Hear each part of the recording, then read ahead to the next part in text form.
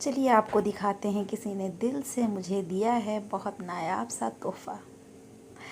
तोहफ़े की कीमत नहीं होती है, तोहफ़े देने वाले का दिल देखा जाता है, मोहब्बत देखी जाती है।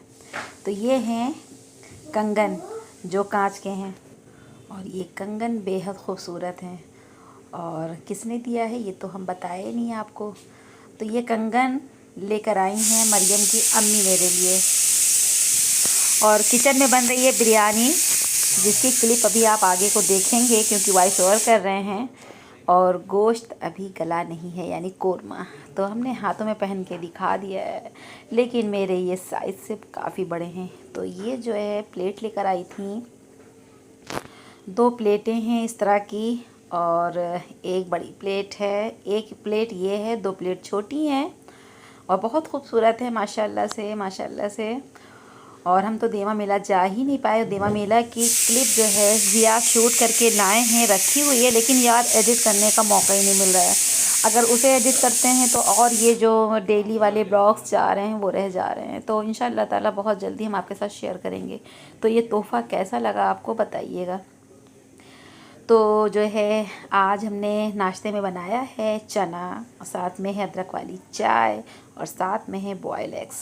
तो आप कहेंगे आप तो एग्स खाते नहीं हो, तो ये जो है मेरे बड़े वाले बेटे के लिए है, क्योंकि ये उसका पसंदीदा नाश्ता है। इसके अलावा या तो वो आलू का पराठा खा लेता है, वरना वो नाश्ता करना घर में पसंद ही नहीं करता है। तो बच्चों को नाश्ता दे दिया है और हाउस हेल्पर अपना काम कर रही है। तो हम और ज़िया यहाँ पर बाहर थे और धूप अच्छी लग रही थी क्योंकि हम नहा कर आकर बैठे थे। जाहिर सी बात है जहाँ गाय रहेंगे वहाँ बछड़े तो आएंगे तो जहाँ माएँ होती हैं वहाँ पर बच्चे लाजमी होते हैं। तो हम धूप में बैठे थे तो ज़िया नहाते, ऐसा कैसे हो सकता था। तो यहाँ धूप में बैठे हैं और सारे काम जब हो जाते हैं तो बहुत सुकून सा लगता है और बहुत अच्छा लगता है। तो हम धूप में बैठे थे तो ज़िया कहने लगे कि लाइए अम्मा आपके बाल जो है अच्छे से हम ड्राई कर दे रहे हैं।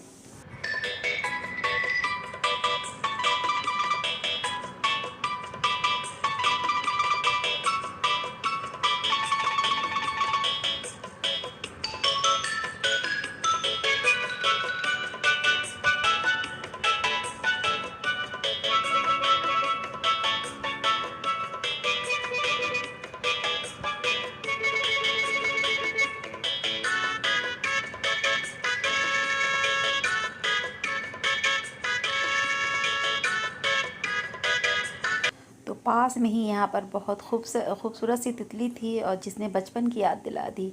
तो हम भाई बहन जो है तितलियाँ बहुत पकड़ते थे और बहुत ही मज़ा आता था तितली पकड़ने में। अस्सलामुअलैकुम, अस्सलामुअलैकुम। कैसे हैं आप सब? आई हो खुश हैं, मज़े में हैं? शुक्र अल्हम्दुलिल्लाह हम भी ठीक हैं। माचिस मत जलाओ बेटा, माचिस मत जलाओ। तो ब्लॉग मैंने अपना स्टार्ट कर दिया है। दोपहर के 12:30 बज रहे हैं। उसको मत जलाओ बेटा, पूछो को। तो बैठ जाएं और फिर आपसे हम बातें करें। तो जनाब कैसे हैं आप सब? आई होप खुश हैं, मज़े में हैं? शुक्र अल्हम्दुलिल्लाह हम भी ठीक है। बहुत बैड मैनर से ये तीली जलाकर बिल्ली के ऊपर फेंक रहा है। तो जो है सारे काम ख़त्म हो गए हैं और जा रहे हैं हम बिरयानी बनाने ज़िया की फरमाइश पर। माओ का क्या है, माएँ तो बच्चों की फरमाइशें ही पूरा करती हैं। जब से वो उनकी कोख में आए होते हैं तब से उनका ख्याल रखना, उनका एहतियात करना, उन्हें संभालना, संवारना, बनाना, पढ़ाना, लिखाना, चलना, बोलना, सारी बातें जो है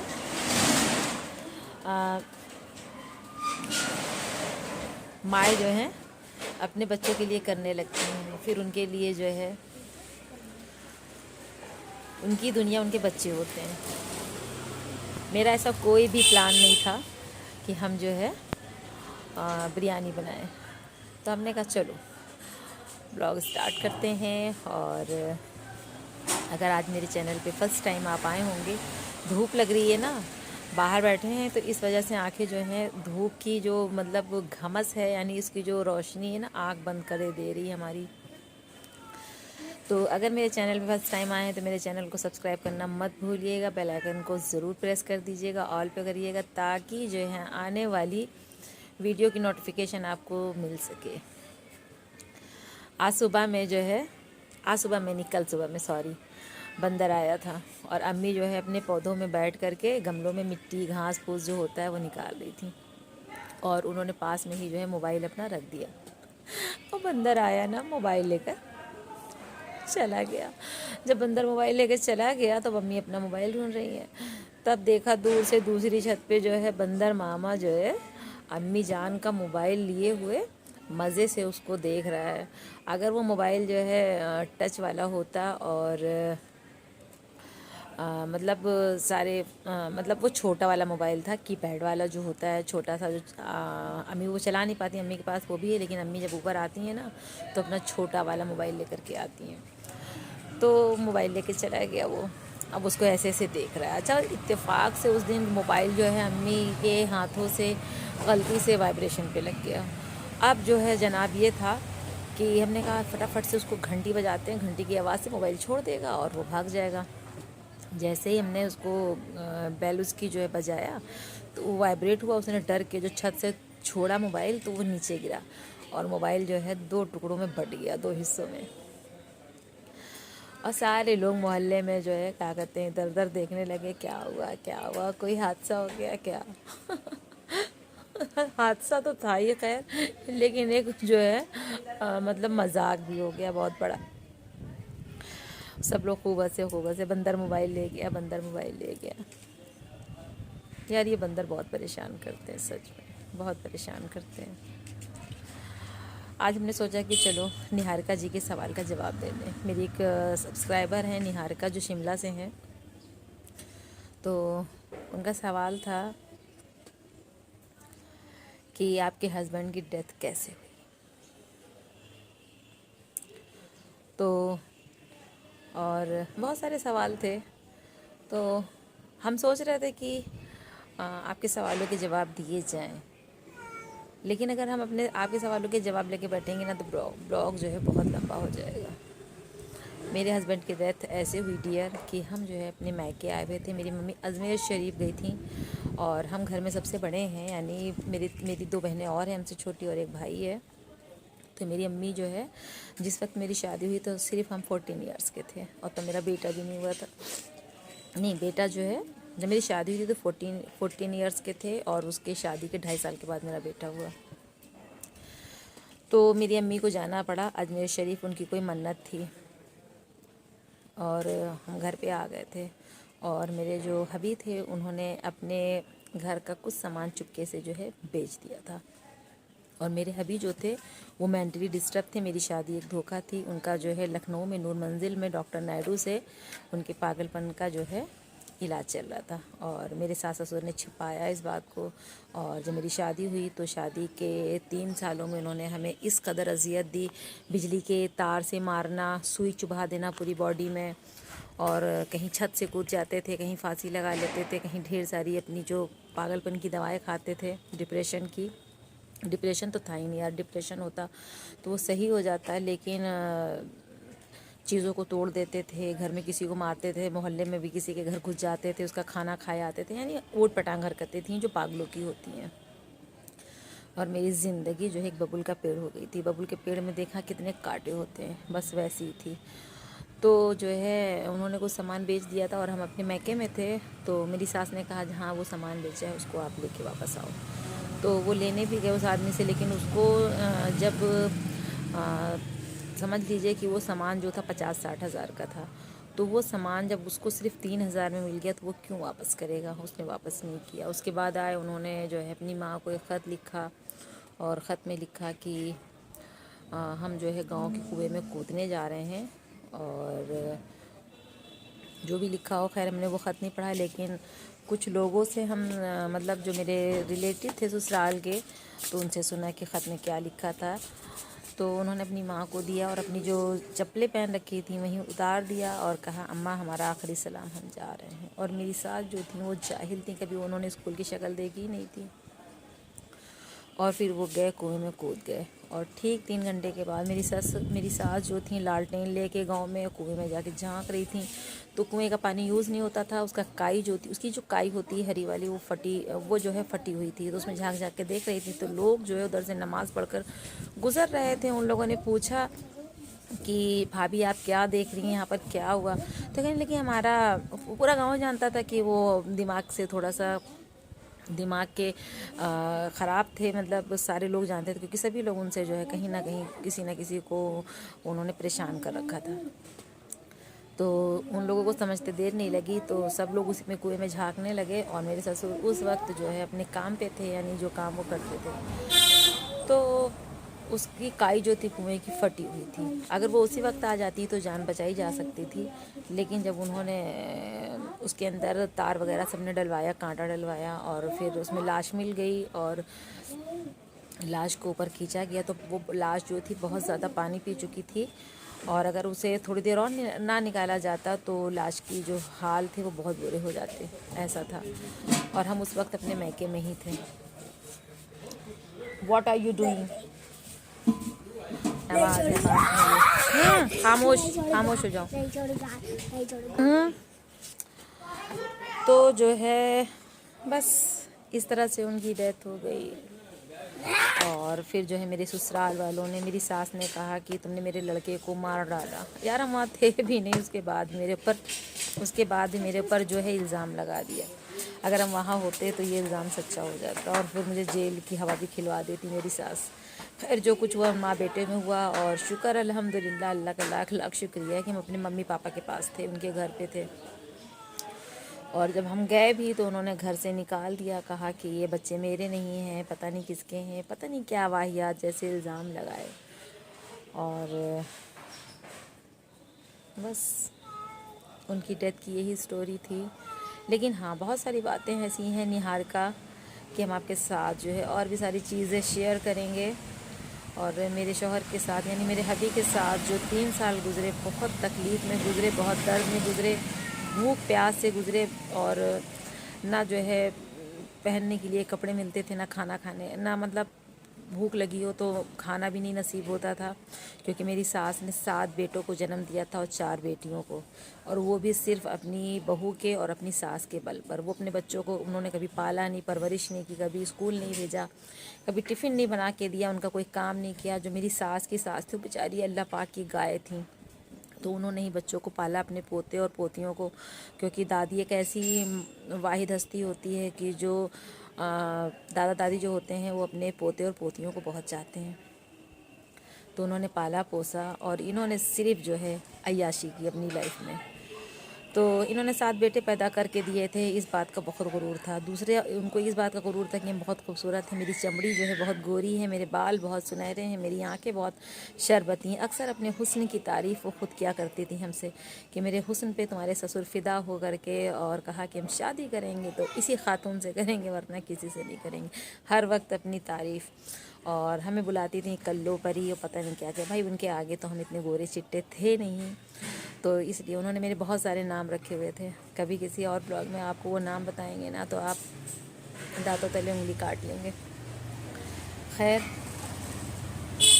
अब इस बात को जो है ज़्यादा आगे नहीं बढ़ाते हैं, क्योंकि ब्लॉग भी जो है क्या कहते हैं, आपको और भी चीज़ें जो रूटीन मेरी रहेगी आज पूरे दिन की वो भी शेयर करनी है। और ये सारी बातें करके मूड ऐसे ही जो है क्या कहते हैं, थोड़ा सा जो है हिलेला हो गया है। बहुत बैक में चले गए हम, और वो भूख याद आ गई, वो प्यास याद आ गई, वो तकलीफ़ें याद आ गई, और कैसे साबुन के लिए, नहाने के लिए तड़पना तरसना। कोई साबुन नहीं मिलता था, मिट्टी से नहाते थे, कोई शैम्पू नहीं मिलता था, कुछ भी नहीं। और मेरे जो हबी थे उनको नींद की दवाएं दे के हर वक्त सुलाया जाता था कि ताकि अगर वो जागेंगे तो लोगों को नुकसान पहुंचाएंगे, ऐसा था। और उसके बाद फिर मेरी पूरी ज़िंदगी की जो दास्तान है, मैंने अपने बच्चों को कैसे पाल पोस कर इतना बड़ा किया और किन किन चीज़ों को फेस करना पड़ा, वो भी हम आपके साथ शेयर करेंगे, लेकिन इस ब्लॉग में नहीं। और इंशाअल्लाह ताला किसी नेक्स्ट ब्लॉग में। अगर आपके और भी क्वेश्चन होंगे, हमसे रिलेटेड जानने होंगे, तो कमेंट सेक्शन में अपने सवाल ज़रूर ज़रूर ज़रूर जो है लिखिएगा। इंशाअल्लाह ताला बहुत जल्दी हम उसके जवाब देंगे। ठीक है, तो चलिए फिर ब्लॉग स्टार्ट हो गया है। और अभी हमको बनानी है बिरयानी, तो आपसे किचन में मुलाकात होती है, ठीक है।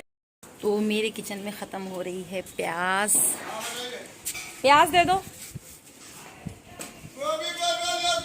तो चलिए सब्ज़ी लेते हैं। प्याज बिल्कुल नहीं, क्योंकि बिरयानी तो बगैर प्याज के बनेगी ही नहीं। तो फटाफट से ले लेते हैं सब्ज़ियाँ। और सब्ज़ियाँ अब तो सब्ज़ियों का ही सीज़न है।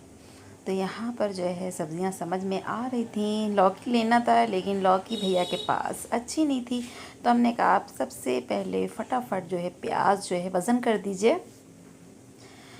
तो हम सब्ज़ी लेने लगे, तो और भी लोग सब्ज़ियाँ लेने भैया की आ गए थे। तो हमने प्याज लिया, पालक ली, और अदरक लिया, हरा धनिया लिया, नींबू लिया, और पापा जी भी केले ले रहे थे पोतों के लिए। तो यहाँ पर जो है हमने सब्ज़ियाँ ले ली हैं। अब फटाफट से जो है जा कर के बिरयानी बनाएंगे। और हमने उज़ैफ़ा से कहा जाओ आप दही ले आओ, रायता बनाएंगे, फिर आपको भी हम बिरयानी खिलाएंगे। तो चलिए चलते हैं अब किचन में, बनाना शुरू करते हैं बिरयानी, और साथ में इन सब्ज़ियों को इनकी जगह पर तैनात करते हैं। तो ये देखिए गोश्त ज़िया ने निकाल के फ्रीज़र से रख दिया था। अभी इसके ऊपर काफ़ी मिक़दार में बर्फ़ जमी हुई है। तो यहाँ पर जो है फटाफट से बिरयानी का जो कोरमा है वो तैयार कर लेंगे।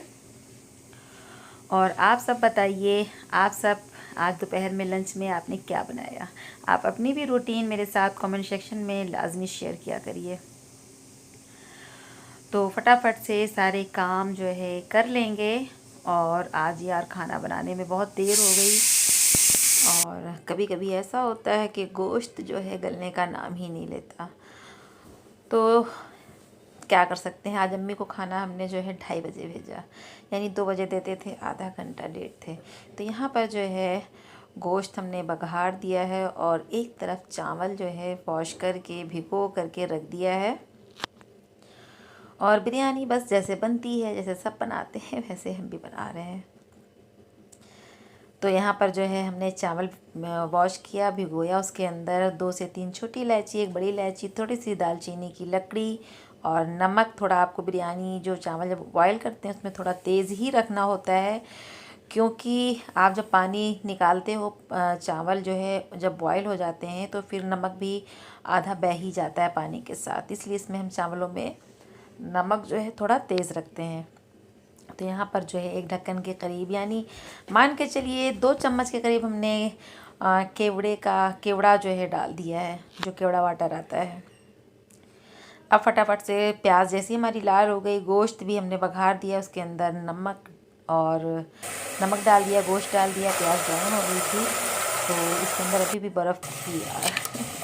तो यहाँ पर जो है छोटी इलायची 6 से 7, 2 बड़ी इलायची के दाने, थोड़ी 4-5 लौंग, ज़रा सा टुकड़ा जो है जायफल का, और जौतरी ले ली थी 2 फूल। और उसके बाद लहसुन अदरक सबको पीस लिया है, और पीस के मसाला इसके अंदर शामिल कर दिया है। अब ले लेंगे इसके अंदर हम सीटी। चावल भी हमने बॉईल कर लिए थे और गोश्त भी गल गया था। बस फटाफट से जो है बिरयानी में हमने तह लगा दिया है, दम लगा दिया है, और हमारी ज़बरदस्त सी यार बिरयानी तैयार है। इतनी मज़े की बनी थी, इतनी मज़े की कि बस लफ्ज़ों में हम बयान नहीं कर सकते हैं। आप मेरे बातों से जो है अंदाज़ा लगा लीजिएगा।